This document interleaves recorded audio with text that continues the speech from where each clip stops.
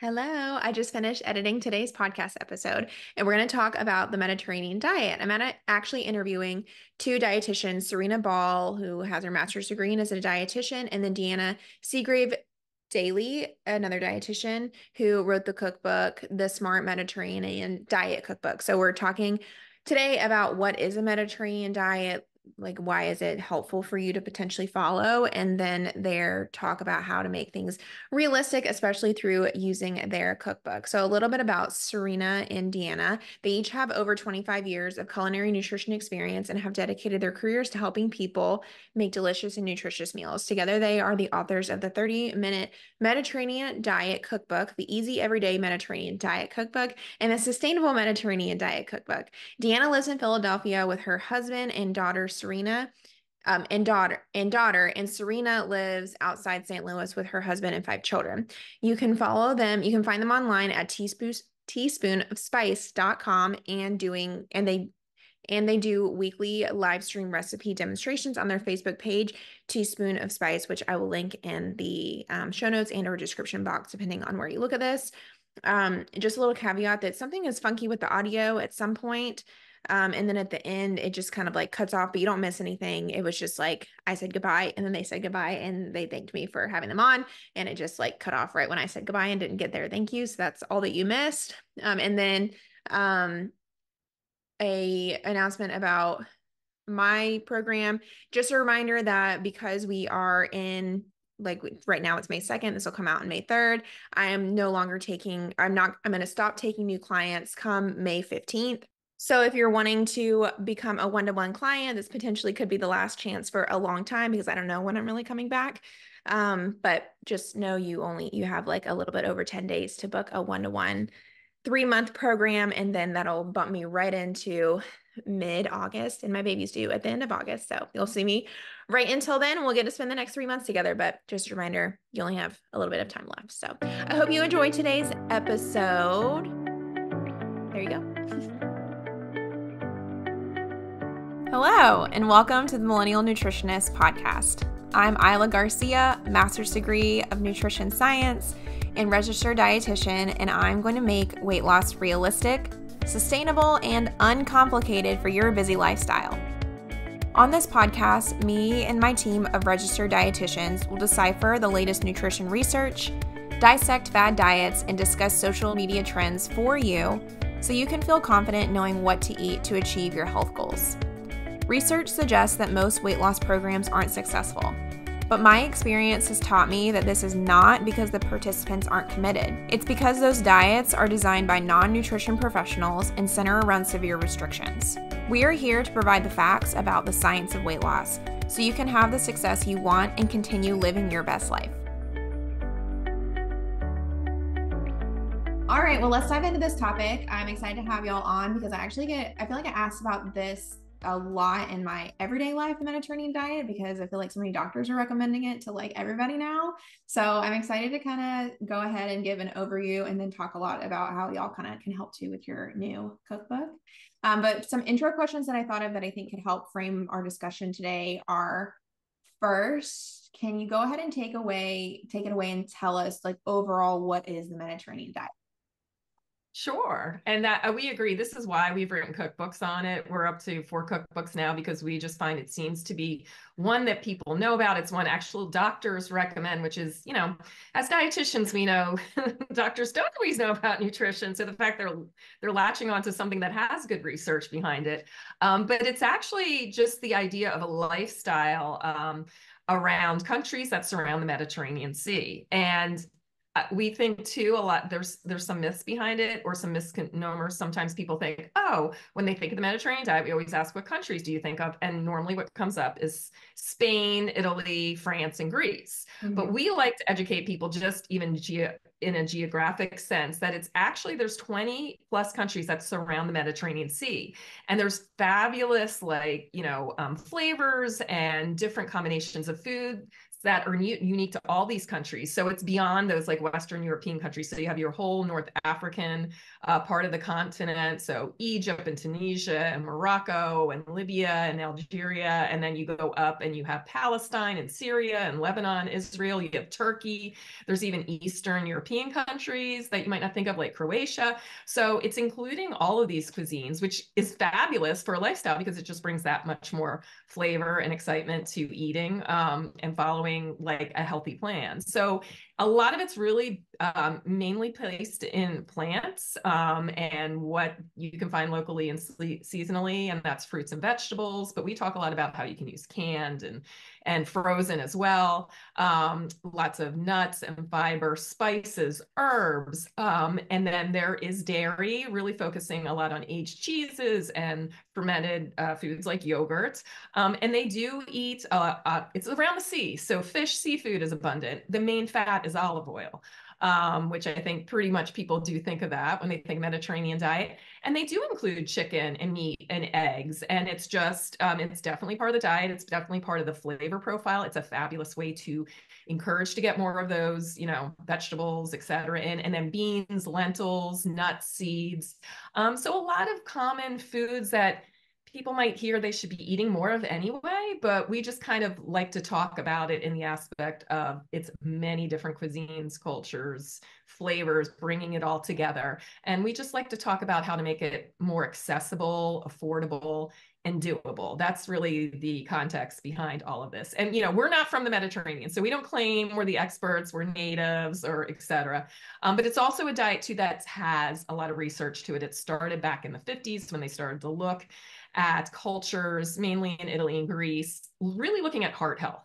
So that's kind of where the research started. And since then, it's really expanded to looking at so many benefits of the Mediterranean diet beyond heart health. It just seems like it's just wonderful way to follow a lifestyle for many different disease states. So I don't know how much of a nutshell that was or what I missed, Serena. No, I think that was perfect. You did a great job overviewing. I think the only thing that I would add is our new cookbook is on Smart Mediterranean. So that's our new cookbook, the Smart Mediterranean Diet Cookbook. And what we really try to focus on in this book is brain health. And as we've explained simply before, and as Deanna explained as well, that anytime you have good blood flow throughout the body, part of that may be to everything in the Mediterranean diet, olive oil being one thing, many of the other foods as well. Whenever you have good blood flow to the heart and to the rest of the body, you have good blood flow to the brain. And that may be one of the reasons why we find that eating according to the Mediterranean diet can help prevent some of the cognitive problems with aging, dementia, and also be very beneficial to mental health. So that's the only other thing I would add. As well as, if you flip through our book, you see that it's kind of really beautiful. And we have different page, pretty things on the tops of the page and everything, because we want people to kind of slow down. And as part of the Mediterranean diet, people really do sit down and slow down and enjoy their food and eat with friends. And even if they're not friends, just eating with someone else can help in terms of mental health benefits as well. And that is a really big part of the Mediterranean diet, and probably some of those mental health benefits that we find from it as well, is that slowing down and enjoying your food and the people that you're eating it with. Gotcha. Yeah, no, I love all that. Are there specific guidelines to include or avoid? Or are you saying it's more just like you were saying, like overall tips or an overall lifestyle? Or are there like concretes, like you're doing the Mediterranean diet if you're doing this and not if you're not doing this? Yeah, and our books are really set. We are more along the line of like, here's the general food groups, here's the general foods to include. But then if you are someone that needs something a little more concrete, all our books are set up that, okay, if you're choosing recipes from these different get like breakfast, lunch, dinner, etc., you're going to be following the diet. We even have meal plans in there too. Certainly people who want to get way more strategic about it could sit down with the registered dietitian and be like, okay, I'm following Mediterranean diet. But we find it really follows. For the most part, there's some tweaks to it. So again, like, your fruits and vegetables, 5 servings a day, kind of the general recommendations we give as dietitians anyway. But yeah, that's what we like about it. We really like talking more about it's the lifestyle. It's not the regimented, you have to have this and this. What do you try to include a little bit more? And then we narrow down a little bit, we drill down a little bit more in Smart Mediterranean, talking about some specific foods, some specific spices, some specific things that you might not regularly use and might want to incorporate a little bit more into your eating patterns. And it could even be, we talk about the Mediterranean diet, but it could be like your favorite taco recipe. And you know what? Maybe you include some more chilies or some of these spices that are common in the Mediterranean, or whether it's tossing some sesame seeds on like a dish that might not necessarily be from the Mediterranean, but you're including that more often, or using olive oil, that kind of thing. So that's kind of how the approach we take to it. And that's another reason we really like talking about it too, because it's not something like you have to have this and you have to have this and you have to have this. So Gotcha. And so, with your new cookbook, with it more being about, it sounds like brain health, can you still get most of the benefits like to your brain if you're not doing it in a super strict way? Just because I have so many clients that are like all or nothing. So I always like really like to parse out like how much of this is all or nothing, or if none of it is, you can just blatantly say it. But are there still benefits to doing it like you're saying, like just by taking some of the spices and putting into things you're already eating?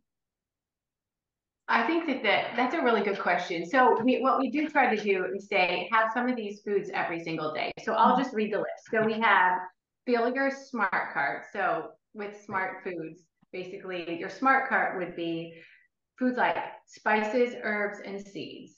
So most meals, you could probably get one of those things in there, spices. Hey, as Deanna just said, I just pulled out my tagine because, it's not just about Mediterranean. You can have Taco Tuesday and put your tagine in, because the first ingredient in there is chili peppers. So more chili peppers, more spices, more seeds.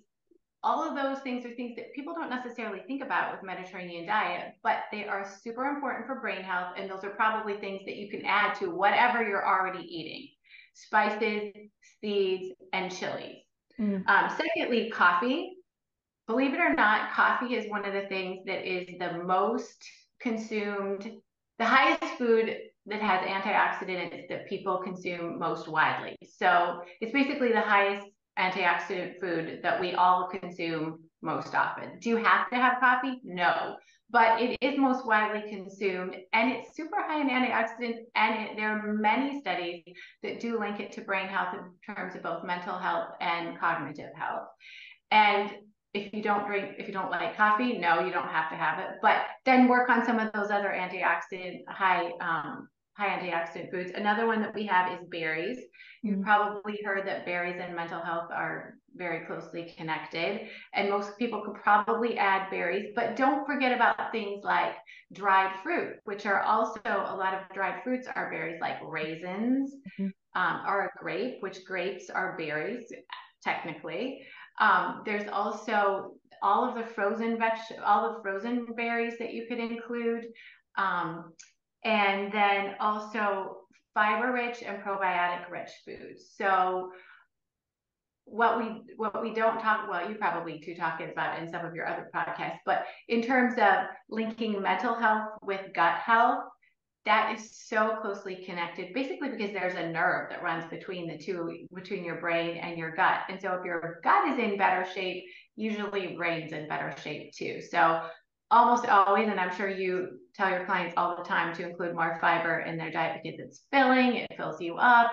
But in terms of mental health, it can help with just getting that gut in better shape so that your brain is in better shape as well. And then lastly is fish and seafood. And I know in one of your last podcasts, you talked about super easy proteins, and, not having to fuss with a lot of meat proteins all the time, just like easy meat proteins. And you mentioned fish, and one of our favorites, I pulled that one out too, is I always have in my pantry, I always have canned sardines or canned mackerel. because it's just, I mean, tuna's great too. Just tuna fish is awesome. But any of these canned and tinned fishes are easy to just open a can and consume. Open a can and enjoy. Add spices to it, add seeds to it, but it's easy proteins and it's an easy way to at least twice a week get some of those omega-3 fatty acids that are great for your brain, great for mental health, and great for protein. Wow. And I do want to jump in before, because I know the visceral reaction when you hear canned sardines and canned mackerel. Yeah. I get it. People don't even eat enough regular fish. So that can be a barrier. So don't feel like, oh my gosh, if I don't like these, I can't do it. That is fine.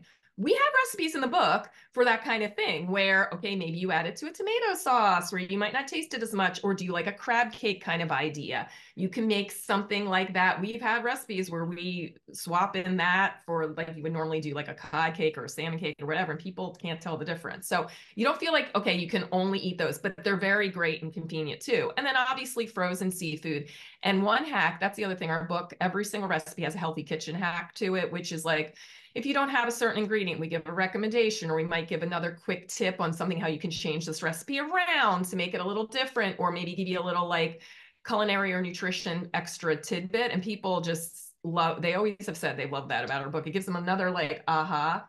And one of them is that we have even learned a long time is the other barrier we think a lot to eating more seafood and fish is like, you might even have it in the freezer, but then you're like, I forgot to thaw it. I forgot, and that's a hindrance. You can take frozen fillets, frozen shrimp, put it right into the oven frozen and cook it. So that's a huge like barrier to overcome. Like, you've even bought the fish, but now you're like, because we go through that too. So we include all this kind of tips. So for people who think, oh, fish and seafood, I know I have to eat more of it, but I don't really like it. We hear you. We hear it all the time. So we have lots of ideas depending on what kind of things you do, maybe like in that world, or might be willing to try. We have the recipes from using the full-on sardines to, okay, maybe you like these kind of spices and the way this is prepared, try the fish this way. And then the last thing on the list that we mentioned before is one of the biggest things, you can tell, like we can tell your viewers who are very specific, who I have to, follow certain things, is really use olive oil as your main cooking fat in every aspect of what you're doing. And we're not saying you can't ever use butter or other things, but make it the staple, because there is some really great research around it with brain health, but even depression, and more. That's the area, the mental health tied to food. That's the research that's becoming more apparent and more emerging as we are becoming more comfortable about talking about mental health. And there's some really cool, promising things tying that in with olive oil too. So again, with all the other benefits olive oil provides, and that is the mainline staple throughout Mediterranean countries, is that there's their main source of fat. Kind of going off of that, how would you compare the Mediterranean diet, or even like kind of how your sounds like it's a little bit more like these are the principles we know as dietitians are more important, and it's how we can work it into maybe a little bit of our American diet. What do you feel like are the major differences between like the standard American diet and the Mediterranean diet? And can you speak to like some of the health, I guess, improvements if you were to switch to those? Does that make sense? Yes, kind of like what we traditionally eat in America, and what like what are the major differences? The main differences we're not seeing. Yeah. I think that for one thing, breakfast is often savory. I mean, Deanna can talk about that. She's visited Israel, and a lot of times in Israel, you have a more savory, less sweet breakfast. So that could be just a lot of vegetables and maybe some Greek yogurt. One of our aha recipes was just plain old Greek yogurt with a little bit of salt and a little tiny drizzle of olive oil on the top. Super satisfying, lots of good fat, a little bit of salt, and then if you wanted to add vegetables or beans or something to that effect, I mean, it's sort of all of those ingredients that we don't eat a lot of, but we have them first thing in the day. So as Deanna was talking about with olive oil, we don't generally eat a lot of olive oil in our American diet, but switching to that, and because we have to remember that fat is brain food. So the brain loves fat. The brain thrives on fat. And in terms of, she was talking about some of the research that has come out recently. There was a study done couple years ago published in the Journal of the American Dietetic Association that found that just a tablespoon and a half of extra virgin olive oil was added to the diet of people who were majorly depressed, somewhat depressed, and mildly depressed. And they found that in the people that were basically clinically depressed, that just adding that tablespoon and a half of olive oil over 2 months decreased their symptoms of depression, and found that they had better symptoms. It didn't work so much in the mildly and the medium depressed, and that could be maybe just because the effects weren't as obvious, because, as you know, they use several ways to figure this out. But the point is that, again, fat is food for the brain, and it's really important to include good fats throughout the day, whether it's nuts, seeds, olive oil, fish, to help the brain and to stimulate better mental health. And then as that goes along with also slowing down and enjoying our food. I think that's another thing that the Mediterranean diet has really taught us. The research is showing that being able to slow down can really help our mental health. And so however you do that, there's even been some studies that send people out into, food courts, and they sit down with a stranger and just eating with someone else. I mean, hopefully you're talking to them and not just ignoring them or being on your phone. But the point is, eating with someone else, whoever it is, even eating in your car with your family if you're driving somewhere, as long as you can be able to sort of focus on slowing down and enjoying your food and the company that you're with, is really a big part of that. And you'll find health benefits from that. Yeah, and I'm so glad Serena pointed that out, because again, I think people here sit down, enjoy your meal. And in an ideal world, everyone's like, well, that sounds great, but I'm a busy mother. I'm pregnant. I'm running around. I have this. I have to get here. I get here. I don't have the time to do that. And we get it. We totally get it, because we're parents too. We're juggling jobs, all that. And Serena, like she said, even the benefits, it's like eating with other people. You're putting the phone down. Even if you're in the car, like she said, on the way to soccer practice, and you're having a meal, because you can have that conversation. And, there's been so many studies talking about that, especially with families, with helping with kids at school, et cetera, because it's like we don't do that anymore. And that is a big part of the Mediterranean diet. It doesn't have to be every single meal. It could even be breakfast on the weekend. It doesn't have to be dinner every single night around the table. Exactly. So think about that. But back to your original question about the differences with our standard American diet and what they do in the Mediterranean. The other thing is looking at that plate. And a lot of times it really is half filled with the vegetables and the plant-based and all that. And they use the animal proteins, like especially chicken and meat, more as the flavor ingredient to get the vehicle of more of those plant foods in. And again, it doesn't mean they don't eat it at all. And because there are fabulous benefits to animal proteins, nutrients, et cetera, but it's using it, again, like I said, like almost like a flavor agent and a way to extend vegetables. And we like to do that in our book too. We purposely, in every single one of our books, we have a meat chapter, we have a chicken chapter, but like 60 to 70% of our recipes are vegetarian, just by nature. So you can definitely cook from this book, even if you are a vegetarian, which is good too. But I think that's another way to bridge the gap with our traditional meat and potato, if that's how you grew up, the standardized, American diet, as a way to be like, okay, it doesn't mean I have to go completely vegan and eat all fish and like radically change my diet. No, you like meat. Here's some cool ways to maybe add a little spice to it. We love to chop up mushrooms and saute them in with the ground beef and put it over a bed of hummus with, you're getting beans from that. You're getting sesame seeds from the tahini. We have recipes to make your own hummus in a blender really quickly, and, spice up some ground meat, but you add some sauteed mushrooms to that, and then put maybe some chopped tomatoes on the bottom, just ideas like that, where it's like, oh, okay, where, I could try that. And look, you're getting beans, you're getting vegetables, you're getting spices, you're getting olive oil, et cetera. So those are just some top of the mind things and we take that all into consideration when we're talking about these books, to make sure we're not just like they hear that from their doctor, people hear that from their doctor and like, it's so overwhelming. Where do I even start? So, I mean, it's a lot of soups and stews. I mean, things in a bowl. So you can combine everything together. Those are a Right. lot of just new ideas and recipes, but then you know that from these recipes, you're using all Mediterranean ingredients, but it's not quite so complicated when you kind of throw it all into one pot. And we like to point out too, back to what you were saying about to make a Mediterranean. We understand, like, we include salmon in our book. That is not native to the Mediterranean, but salmon has very similar qualities to some of the fatty fish in Mediterranean, and you can get it more readily here. So we talk about that too. But one thing we make sure all of our recipes, Serena lives in a more rural part. She's outside of St. Louis and she's in a more rural area. And if she cannot find the ingredient in her grocery store, we do not put it in the book. So we want to make sure things are accessible and it's not we're talking about using more spices, but it's not a spice you're going to use once and put in the back of your spice drawer and never use it again. If we're going to tell you to buy it, we want to make sure we're including it throughout the book and a way to make it more of a habit to using it a little bit more as well. So that to us is important part of keeping the expenses down, but also being realistic and making it doable too.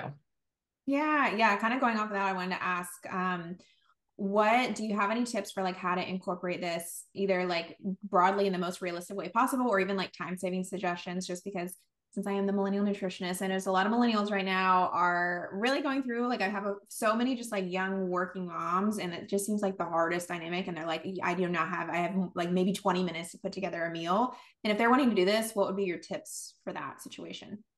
Okay, so one of our favorite fish recipes is actually the microwave fish recipe. It's called Quick Fish with walnut arugula pesto. And you can use pesto from the grocery store, or we do have a recipe for how you it's kind of like a ratio thing, how you put in whatever greens you have in your fridge. It can be spinach, it can be parsley, it can be whatever, along with whatever cheese and a couple nuts and some olive oil, put it in a blender and you're done. And literally Quick Fish in the microwave is one of our, if not our favorite way to cook fish, because it's so much harder to overcook it in the microwave because you're only cooking it for literally like 3 minutes. And then you check it to make sure that it's done. And we have a way that you like put it in a pie plate or even in just a big dish or a big plate. And the way you fan it out like wagon wheels. And then if you have like 3 or 4 fillets and you just kind of fan them out on a plate so it looks like a wagon wheel, and then just cover it and microwave it for 3 minutes. And most of the time it's done. And then we tell you how you fold under the corners so that it doesn't get overcooked. But just really, that was a really specific example, but I like to say that we also include cooking times and prep time with all of our recipes so that you can see, well, the Quick Fish takes literally 5 minutes to cook and 10 minutes to prep. There's lots of other soups and stews that while they might be a little bit of hands-off time, and then you can put stuff together when you're doing other stuff. But we do have a big chapter on pasta as well, which most of the time pasta, the biggest thing, that's like efficient time in the kitchen. So whenever I get home and I have 20 minutes to cook, I literally put on a pot of boiling water, and then I'll chop a few things, put the pasta in, and then you just combine everything at the end. So those are recipes. A lot of times we use frozen vegetables as well. So our speedy paella is actually made with cauliflower, frozen cauliflower. And so and then also instant brown rice. So brown rice takes like 15 minutes at the tops, and that includes boiling the water. So there are a lot of recipes that are made with my mindset. I have 5 kids. They're always running around. They're always in different sports. And so that is my life. 20 minutes tops to do dinner. Sometimes I have a little time to chop stuff the night before, but usually I'm not thinking about the next day. I'm just thinking about getting everybody in bed so I can think.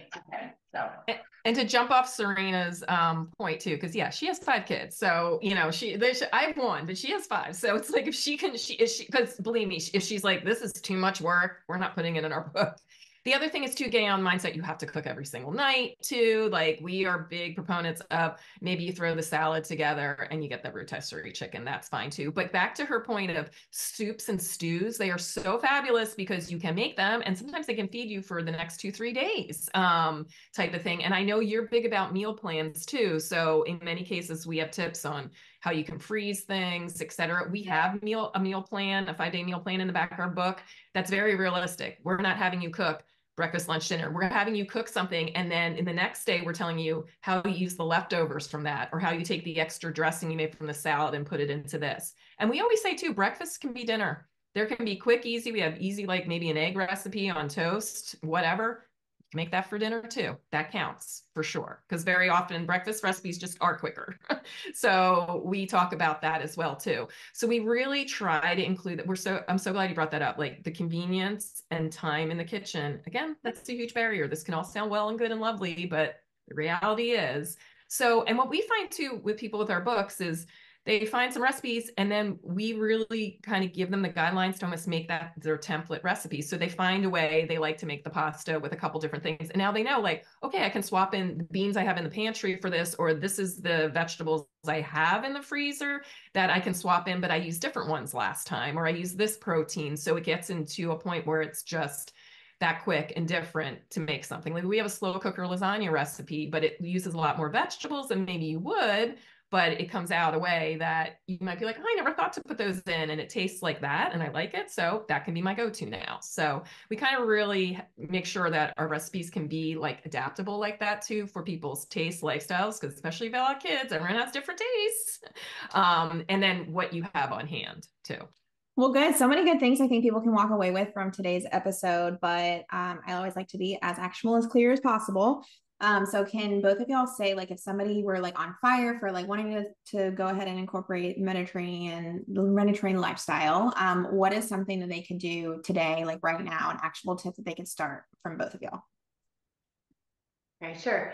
Well, I mentioned it earlier, but I think working on savory breakfast is something that, because you can cut down on sugar, you can include something like Greek yogurt or another vegetable, or even some lentils into the diet and it would just help you sort of set you off on the right track. I know that when I eat something really sweet for breakfast, sometimes that sets me up for wanting more sweet stuff throughout the day. And which is nothing wrong with that, because sweet stuff is delicious, and there's lots of things like dried fruit, like prunes and other things throughout the day that I snack on that is yummy and sweet. But I know that when I start my day off with more of a savory breakfast, that it sort of sets me off on a really good track. And again, Greek yogurt, super high in protein, maybe a little drizzle of olive oil, maybe some spices, and maybe some sort of vegetable that happens to be hanging out in my fridge that needs to be eaten up, especially a little dib or dab, because in my family, there's usually not like large amounts of leftovers left over. There's usually like a little dib or dab. And so I can incorporate that into my breakfast and sort of not have so many little bits of leftovers throughout the refrigerator that I can use up too. And I would say, just as we talked about before, get olive oil into your regular cooking routine, and then stocking that pantry and freezer, as we all know, because when you're like, what is for dinner? And I have 20 minutes to make it and I haven't planned ahead. If you don't have ingredients on hand, we never want you to run out and buy ingredients just for a specific recipe. So canned beans, frozen vegetables, frozen fish, nut butters, nuts, seeds, canned seafood, just making sure a roasted red peppers, and then you're gonna be set off. You're gonna be able to jump right in. Love it. A healthy tip, and I feel like a realistic tip to get it done. Where can people go from here to either get the book or to kind of like continue down this Mediterranean lifestyle journey? Oh, thanks for asking. So the book is anywhere books are sold. It comes out on May 7th, but if you pre-order it, that kind of helps us out and helps us more people see it for them. But order it anytime. We would be so happy. And we actually, if you contact us, you just DM on us on Instagram or Facebook, which I know, Eileen, you'll have the links in your show notes, but Deanna and I are both on Instagram. And then the best place probably to connect with us is on our Teaspoon of Spice Facebook page, because that is where we are every single Thursday doing free cooking demos of some of our recipes or just plain cooking tips. If you just want to learn to cook better, tune in any Thursday. And if you do have a young kid, I have a 2-year-old, And so I'm always doing cooking demos with her. And so I have ideas on what that kids can do in the kitchen as well, where you're trying to get dinner on the table, because I'm trying to do Facebook Live and she's always in the background doing crazy things. So tune in every Thursday and we have a free cooking lesson. Also, if you DM us on Facebook, we will send you an autographed sticker to put in your book, because we just really appreciate that you would purchase the book and cook along with us. We'll even throw in, we have a seasonal bookmark too that highlights some recipes for seasons too. And if you want to watch us live, it's 12:30 p.m. Eastern, but they're all recorded and you can watch videos like when you're in bed scrolling at night too. So you can get a hold of us there. And teaspoonofspice.com is our website. We also do a weekly newsletter on Sunday afternoons, just kind of recapping, a link to our most recent Facebook Live, what promotions we might have going on, or freebies for our subscribers, and then pulling the most recent recipes from our blog that we feel are seasonal or might be appropriate to this time of year, to kind of give people even more ideas, more, healthy kitchen hacks, quick recipes to just eat a little more healthfully. But most important, everything has to taste good. Everything has to taste good. We're very big proponents of, we're two dietitians who love food as much as you do. And if it's healthy, but you don't really like the taste of it, put it down. We're going to find you something else that is nutritionally similar that you are going to like or hopefully love. And we can go from there.